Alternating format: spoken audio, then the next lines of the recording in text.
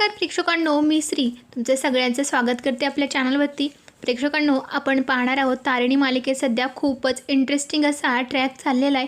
कारण इथे चक्क पद्मिनी आणि जे जे मॅडम या दोघींनी मात्र हात मिळवणी केली, त्यामुळे मालिकेत खूपच भयंकर असा ट्विस्ट आपल्याला पाहायला भेटणार आहे। त्यातच आता इकडे मात्र केदार आणि तारिणी या दोघांची खरी ओळख देखील समोर येणार आहे। कारण तारिणीच्या समोर मात्र खूप मोठं एक भयानक असं दृश्य दिसणार आहे, जेणेकरून तिच्या देखील पायाखालची जमीन सरकणार आहे। तिच्या डोळ्यांवर देखील तिचा विश्वासच बसत नाही की जे जे मॅडम असं कसं वागू शकतात। कारण प्रेक्षकांनो, असा मोठा किस्सा घडला आहे ना, जेणेकरून तारिणी ही हादरून गेली आणि त्याचमुळे खूप भयंकर असा ट्विस्ट आला आहे। प्रेक्षकांनो, इथे ज्यावेळेस आता पद्मिनी युवराजला भेटायला गेलेली असते, तेव्हा युवराज मात्र खूप जास्त गयावया करत असतो। आई काही कर, पण प्लीज मला सोडव, खरंच मला कोणी सोडण्यासाठी प्रयत्न करत नाहीत ना, खूप त्रास होतोय ग मला। प्रेक्षकांनो, इकडे मात्र युवराजचा असं झालेला चेहरा पद्मिनीला काही पाहवत नाही। म्हणते युवराज, बाळा तू काळजी करू नको, आजच्या आज मी तुला इथून सोडून नेतेच की नाही ते फक्त तू बघच। युवराज तिला विचारू लागतो की कसं, खरंच कसं करणार आहे सगळं। पण इकडे पद्मिनी म्हणते तू शांत बस, तू काहीच काळजी करू नकोस, बघ ना तुझी आई आणखी खमकी तुझ्यासाठी ना काही वाटेल ते करायला तयार आहे। आता प्रेक्षकांनो, चक्क पद्मिनी मात्र इकडे पैशांची बॅगच घेऊन आलेली असते, ती म्हणजे जे जे मॅडमना देण्यासाठी। आणि मग काय, तिला वाटते आपण जर आता जे जेला ही पैशांची बॅग दिली, पैशांची लालच दाखविली ना, तर लगेच युवराज सुटून जाईल। पण इथे जे जे सुद्धा खूप जास्त डोक्याने खेळत असते, कारण तिला काही करून खूप जास्त पैसे कमवायचेत ना। आणि इकडे पद्मिनी तर थोडेच पैसे घेऊन आलेले असते, त्यामुळे ती सगळ्यांच्या समोर मात्र आता पैशांची बॅग तिने नाकारली। कारण सगळीकडे CCTV कॅमेरे असतात, त्यांच्या जर कोणाच्या नजरेत आलं तर पुरती जे जेची ही वाट लागून जाईल। त्यामुळे तिने तर स्पष्टपणे सांगितलं की लाच वगैरे हा प्रकार इथे काही चालत नाही। पण प्रेक्षकांनो, नंतर मात्र काहीतरी भयानकच असं दृश्य असणार आहे। इकडे घरी मात्र तारिणी आणि केदार दोघंही जाम टेन्शनमध्ये आलेले असतात। इकडे मात्र तारिणीला काळजी वाटत असते युवराजची, खरंच जे जे मॅडम ना कशा म्हणजे युवराजशी चांगलं वागत असतील का, मुळात म्हणजे त्याच्याकडून कशा पद्धतीने सगळं वधवून घेतील ना, या सगळ्याचं मला जाम टेन्शन आलं आहे। इथे आता केदार समजावू लागतो की प्लीज तू ना बॉस एवढं टेन्शन नकोच घेऊ, अगं सगळं होईल नीट, आणि जर युवराज निर्दोष असेल ना तर सुटेलच ना। आणि इकडे आता मात्र तारिणी म्हणते हो रे, पण म्हणजे काही वेगळा पर्याय त्यांनी निवडायला नको, म्हणजे माझा ना जे जे मॅडमवरती पूर्ण विश्वास आहे, ते तसं काहीच करू शकत नाहीत। पण प्रेक्षकांनो, इथेच आता तारिणीच्या विश्वासाला तडा जाताना आपल्याला पाहायला भेटणार आहे। आणि इकडे कशा पद्धतीने आता तारिणी मात्र जे जेला रंगे हात पकडणार आहे, आणि इकडे या पद्मिनीला देखील। आणि इथेच आता प्रेक्षकांनो, केदार आणि तारिणी या दोघांचं सत्य नक्की हे कोण आहेत आणि कशाच्या हेतूने घरात आलेत, हे सगळं सत्य आपल्याला पाहायला भेटणार आहे। कसं आणि काय घडणार आहे, चला तर पुढे पाहूयात। प्रेक्षकांनो, पहिल्यांदा तर पद्मिनीने घरात खूप जास्त गोंधळ घातलेला आहे, ते म्हणजे या कौशिकीच्या समोर। कौशिकीला मात्र खूप बोलत असते, तुला काय वाटतंय खरंच, म्हणजे माझ्या मुलाला सोडवण्यासाठी तू कसली हालचाल करत नाहीस, माझ्या डोळ्यासमोर मला दिसत नाही का, काय वाटतंय तुला, मी आंधळी असं वाटतंय का। पण नाही, तू काहीच करत नसलीस ना तरीही त्याची आई समर्थ आहे, आणखीन ती काही करू शकते।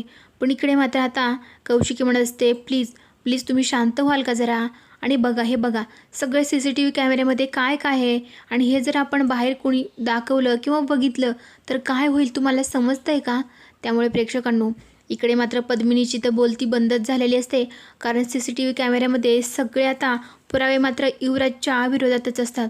त्यामुळे तिलाही समजत नाही कसं आणि सोडवायचं आणि काय करायचं यातलं। आणखीन इकडे या दयानंदला काहीच माहीत नसतं। इथे मात्र केदार आता दयानंदशी बोलत असतो, समजावत असतो की प्लीज बाबा तुम्ही टेन्शन घेऊ नका, सगळं लवकरच ठीक होईल। पण दयानंद मात्र त्याला म्हणत असतो प्लीज केदार, जे खरं असेल ते सगळं सांग रे, तुलाही वाटतंय का त्यानेच गुन्हा केला असेल, म्हणजे खरंच तो दोषी असेल, काय वाटतंय सांग ना। पण इथे केदार मात्र नजर चोरून आता काहीतरी वेगळंच बडबडत असतो, म्हणत असतो प्लीज बाबा खरंच, म्हणजे मी सांगितलंय ना सगळं होईल ठीक। प्रेक्षकांनो, या युवराजमुळे मात्र घरातलं वातावरण खूप जास्त खराब झालेलं आहे। आणि इथे आता केदार आणि तारिणी या दोघांनाही अगदी सगळ्यांपासून दूर केल्यासारखं झालं आहे। दोघांना मात्र एकटं पाडलं सगळ्यांनी, कारण सगळ्यांना वाटतं ह्या दोघांनी अशी खोटी साक्ष दिली, युवराज असा करू शकत नाही। पण त्यांना काय माहिती युवराज किती पोहोचलेला आहे, हे सगळं युवराजनेच केलं आहे। त्यातच आता दयानंद म्हणत असतो प्लीज केदार तू माझ्या डोळ्यात डोळे घालून बोलणार आहे, बघ माझ्याकडे जरा, माझ्याकडे बघ ना, काय हे खरंच सगळं सत्य सांगू शकतोस मला तू? काय झालं आहे? खरंच तुला वाटतं आहे का हे सगळं युवराजने घडवून आणले? इथे मात्र आता केदार म्हणतो, बाबा प्लीज थोडा वेळ द्या ना, म्हणजे सगळं ठीक होईल. थोडा वेळ गेल्यानं सगळ्या प्रश्नांची उत्तरं देखील भेटतील. तेवढ्यात तिथे तारिणी आलेली असते. म्हणते, बाबा तुम्ही प्लीज केदारवरती विश्वास ठेवा ना. केदार असं काही चुकीचं करणार नाही जेणेकरून युवराजला त्रास होईल, किंवा असं कधीही खोटं वागणार नाही किंवा रागापोटी. आणि मुळात म्हणजे आमच्या मनात कुणाबद्दलच राग नाही. का असावा राग? घरातल्या माणसांबद्दल का राग मनात येईल सांगा ना तुम्ही. पण इकडे काकूंना कोण समजावणार आहे ना. त्यांना वाटते आम्ही सगळं रागाच्या पोटी असं करतोय. युवराज भाऊजीवर आमचा राग आहे आणि म्हणून आम्ही हे सगळं करतोय. पण खरंच असं काहीच नाही. त्यांना कसं समजवायचं? इथे आता दयानंद म्हणत असतो, ठीक आहे बाळा, आम्ही तुमच्यावरती विश्वास ठेवतोय, पण हे सगळं काय होऊन बसलंय गं? खरंच काय चाललंय ना, मला काही समजायला मार्ग नाही. इथे मात्र तारी म्हणते, बाबा प्लीज तुम्ही शांत व्हा, असं काहीच होणार नाही, सगळं ठीक होईल आणि युवराज भाऊजी लवकरच आपल्याला घरी पाहायला भेटतील. तेव्हा कुठेतरी आता दयानंदच्याही जीवात जीव आलेला असतो. म्हणत असतो, पण खरंच तारिणी बाळा, खरंच युवराजने काय केलं असलं तर काय होणार आहे पुढे त्याचं? खरंच त्याला जेलमध्येच राहावं लागेल का? त्याला बेल नाही का भेटणार? ते खूप जास्त अस्वस्थ झालेले असतात. पण तारिणी त्यांना सांभाळते. म्हणत असते, प्लीज बाबा सावरा स्वतःला, तुम्हाला सांगितले ना, तुम्ही फक्त तुमच्या तब्येतीची काळजी घ्या. इकडे मात्र प्रेक्षकांनो, पद्मिनीचं खूप घरात आता हल्लाकल्लोळ चाललेला असतो. कौशिकीवरती ओरडते, इकडे या दयानंदावरती ओरडते, आणि इथं केदार आणि तारिणी हे दोघे तर तिला नजरेच्या समोरच नको आहेत. त्यांना तर जणू काय असे दुश्मन आहेत आपले असेच बघत असते. तेव्हा मात्र तिथून रागाने आता पद्मिनी एक तिची बॅग घेऊन बाहेर आलेली असते. इकडे मात्र जे आता युवराजला म्हणत असते, काय युवराज, म्हणजे खरंच तुला वाटतंय का तू असा सहजासहजी बाहेर निघशील? म्हणजे हे जेच्या हातून असं सहजासहजी कोणी सुटलेलं नाही. त्यामुळे तू जी स्वप्न बघत असतोस ना, ते मात्र आत्ताच बंद कर, नाही तर उगाच स्वप्नभंग व्हायचा. आता प्रेक्षकांनो, या सगळ्यांमध्ये मात्र पद्मिनीने खूप मोठी खेळी खेळली. कारण पैशांची बॅग घेऊन चक्क आता इकडे जेकडे गेलेली असते, आणि जे मात्र ती सगळ्यांच्या समोर, म्हणजे आता सगळे स्टाफ वगैरे असतात आजूबाजूला, त्यामुळे ती बॅग नाकारते. आणि मग काय, जेव्हा काय आता पद्मिनी घरी जायला निघते, तेव्हा तिच्या अगोदरच चक्क गाडीत जाऊन बसलेली असते जे, आणि तिला बघून तर पद्मिनीला धक्काच बसतो आणि विचारू लागते, काय म्हणजे आता इथे काय करतेस तू? तेव्हा जे म्हणू लागते, काय म्हणजे तुम्ही माणूस ओळखला पण जागा आणखीन ओळखली नाही. जागा कशी आणि कुठे असावी, कशी सेफ असते हे तुम्ही आणखीन ओळखलेलं नाही. त्यामुळे ती थेट गाडीत येऊन बसली होती प्रेक्षकांनो. आणि मग मात्र आता पद्मिनीला म्हणू लागते की तुमची अट मला मान्य. तेव्हा इकडे पद्मिनी म्हणत असते, वा खरंच म्हणजे तुम्हाला सुचलं तर, म्हणजे तुम्हाला बुद्धी आहे तर म्हणायचं.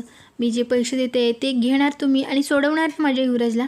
तेव्हा मात्र आता जे म्हणत असते, म्हणजे एवढ्यांनी काय होणार आहे? 2 कोटी पाहिजेत मला. तेव्हा पद्मिनी असते, ठीक आहे तुला 2 कोटी पाहिजेत ना, द्यायला तयार आहे मी. आता प्रेक्षकांनो, जेव्हा इकडे पद्मिनी इकडे जेला 2 कोटींची बॅग देणार असते ना, तेव्हा मात्र कुठेतरी आता तारिणी आणि केदार या दोघांना संशय आलेला असतो की काकूंचं वागणं ना काहीतरी वेगळं वाटतंय, त्यांच्या मागावरती जायलाच हवंय.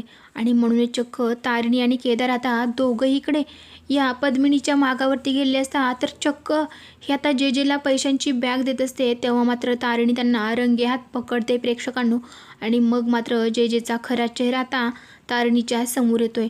आणि इथे जेव्हा काय आता तारिणीच्या समोर जेचा चेहरा आलाय ना, तेव्हा मात्र खरंच ही जे तारिणी आणि केदार या दोघांचं गुपित देखील आता सगळ्यांना सांगणार का?